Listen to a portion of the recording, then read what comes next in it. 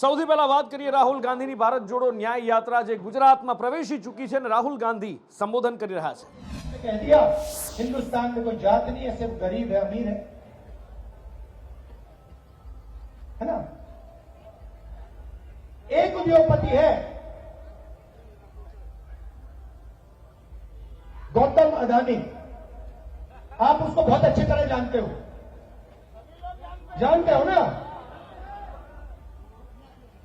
हिंदुस्तान के एयरपोर्ट अदानी, हिंदुस्तान के port Adani, mining Adani, power generation Adani, solar power Adani, wind power Adani, Himachal के सेब अदानी। जहां भी देखो एयरपोर्ट भी, जहां भी देखो, ये देखो, ये भी, जहां भी देखो आपको एक ही व्यक्ति दिखाई देगा। रेलवे भी है भैया, अगर सब कुछ बोलना पड़े यहां पे मतलब 2-3 घंटे लग जाएंगे, तो मैंने मेन बातें बोली है।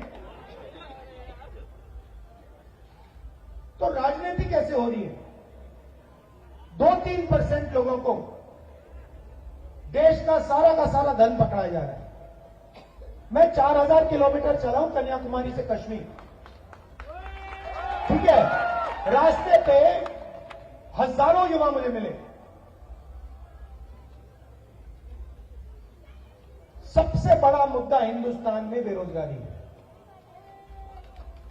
इस देश में युवाओं को रोजगार मिल ही नहीं सकता, ये सच्चाई है।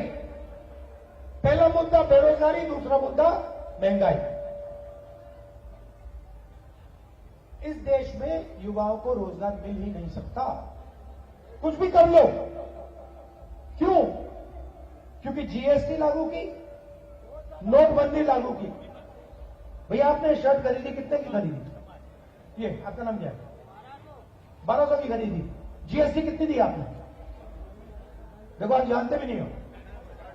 आपके जेब में से पैसा उठा के ले गए, आपका बटुआ उठा के लेके भाग गए, आपको मालूम भी नहीं पड़ा, पता भी नहीं लगा। मैं बताता हूं, 18% कितने की खरीदी थी? 1200 की। अगर यही शर्ट गौतम अदानी खरीदता, ठीक है, 1200 की, वो कितना टैक्स देता? वही 18% देता, उतना ही देता जितना इन्होंने दी। इनकी आमदनी 20,000 रुपए, 50,000 रुपए, उनकी आमदनी लाखों करोड़ रुपए, यही उतना टैक्स दे रहा है जितना अदानी दे रहा है। आपके जेब में से पैसा जा रहा है, 73% के जेब से पैसा निकल रहा है। देश की रक्षा का पैसा कहां से आता है? आपके जेब से आता है। शिक्षा का पैसा कहां से आता है? आपके जेब से आता है। स्वास्थ्य का कहां से आता है? आपका आता है। बीमा योजना का पैसा कहां से आता है? आपके जेब से आता है। जाता कहां है? सीधा आपके जेब में से निकल रहा है। और जैसे इन्होंने बोला, भैया मुझे मालूम ही नहीं कितनी जीएसटी दी मैंने, मुझे मालूम ही नहीं। सीधा अदानी जी की जेब में, बड़े बड़े उद्योगपतियों की जेब में। आपने राम मंदिर का इनॉग्रेशन देखा? सबने देखा। राष्ट्रपति आदिवासी है ना, उनका चेहरा आपने देखा टीवी पे? क्यों? उन्होंने क्या गलती की? आदिवासी है इसलिए अंदर नहीं जाने दिए। अंदर सिर्फ आरएसएस वाले थे। आपने वहां पे अंदर कोई किसान देखा गरीब? ये कोई देखा? मजदूर देखा? पिछड़ा, दलित, आदिवासी ना? 73% का उसके अंदर एक आदमी नहीं था। अदानी जी देखे, अंबानी जी देखे, बॉलीवुड देखा आपने? पूरा का पूरा बॉलीवुड देखा उसके अंदर? बड़े बड़े क्रिकेट के खिलाड़ी देखे? गरीब एक देखा आपने? तो फिर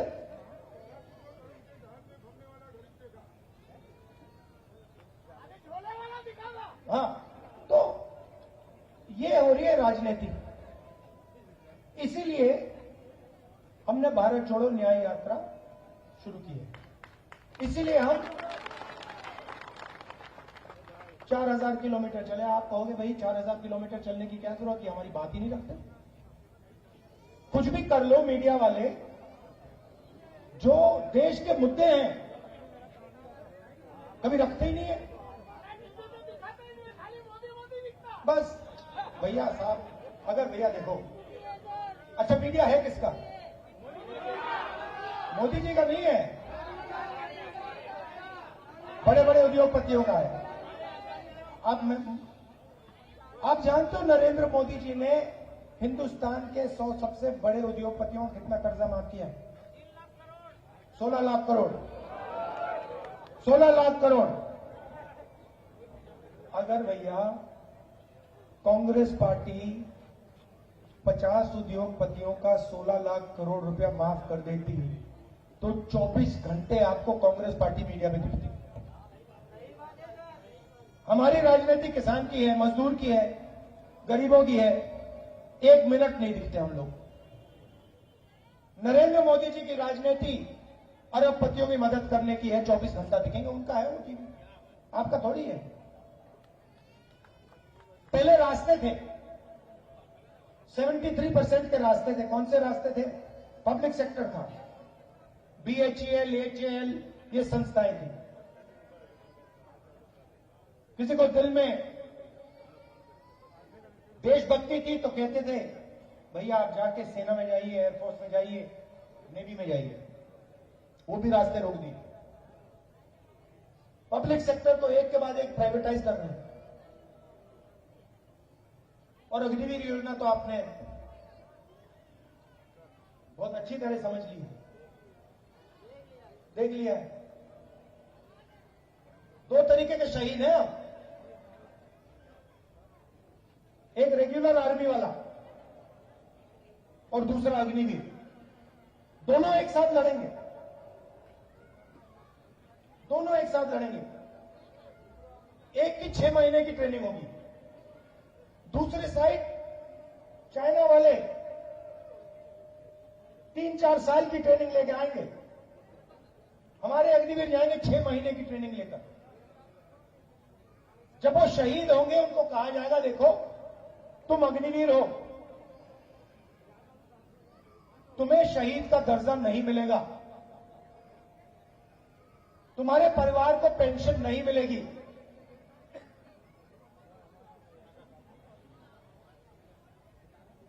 वो ठीक से लड़ेगा क्या?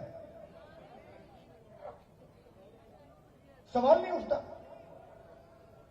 उसको मालूम है कि अगर मुझे कुछ हो गया तो सेना मेरी परिवार की रक्षा नहीं करेगी, और उसके साथ जो लड़ेगा, जो अग्निवीर नहीं है, वो कहेगा मेरी पूरी की पूरी रक्षा होगी, अगर मैं शहीद हो गया मेरे पूरे परिवार की देखभाल होगी, पेंशन मिलेगी, शहीद का दर्जा मिलेगा।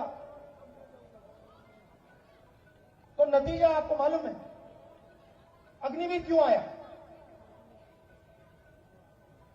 कारण क्या है? क्या कारण है? मैं बताता हूं। ट्रेनिंग का बजट कम करना है, पेंशन का बजट कम करना है, और वो जो पैसा ट्रेनिंग और पेंशन में जाता था वो हथियार खरीदने में डालना है। हथियार के इंडियन डिफेंस के सारे कॉन्ट्रैक्ट देख लो, ड्रोन के कॉन्ट्रैक्ट देख लो, हथियार के कॉन्ट्रैक्ट देख लो, सारे के सारे एक ही व्यक्ति को जा रहे हैं। नई राइफल आ रही है, इजराइल में बनती है, अदानी जी का जॉइंट वेंचर है, यहां पे बेचेंगे, आर्मी को बेचेंगे, सीधा पैसा है। पहले कारतूस इंडियन ऑर्डिनेंस फैक्ट्री बनाती थी, अब आने वाले समय में गोला बारूद कारतूस अदानी जी बनाएंगे, राइफल अदानी जी बनाएंगे, हिंदुस्तान की आर्मी खरीदेगी। इंटरनेट पे जाओ, मेरी बात मत मानो, इंटरनेट पे जाओ, अदानी डिफेंस लिख लो, उसमें देख लो कहां की राइफल बन रही है, कौन सी राइफल बन रही है।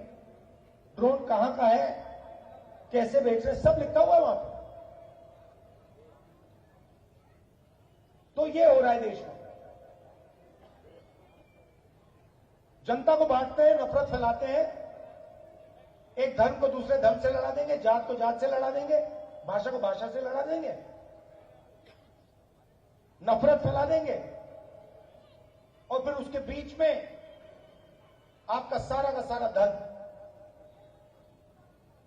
सीधा वहीं 2-3 लोगों की जेब में चला जाए। ये लड़ाई है। ये कांग्रेस पार्टी और बीजेपी के बीच में फर्क है, यही लड़ाई हो रही है। आपने हमारा यहां इतने प्यार से स्वागत किया, यात्रा में आपने अपनी शक्ति दी। अगले दिनों में मैं आपसे मिलूंगा,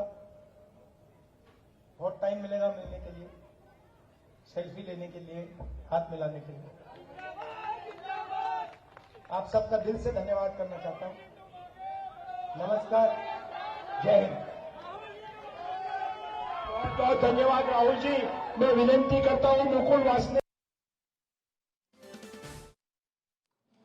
રાહુલ ગાંધીની આ જાલોદમાં સભા, ગુજરાતમાં ભારત જોડો ન્યાય યાત્રા લઈને તેઓ પહોંચ્યા છે। જાલોદમાં તેમણે સભા કરી અને કેન્દ્ર સરકાર ઉપર તેમણે આકરા પ્રહાર કર્યા હતા, સાથે જ અદાણીને જ દેશનો રૂપિયો આપી દીધાના આરોપ અને બીજા ઘણા બધા આરોપ લગાડ્યા હતા।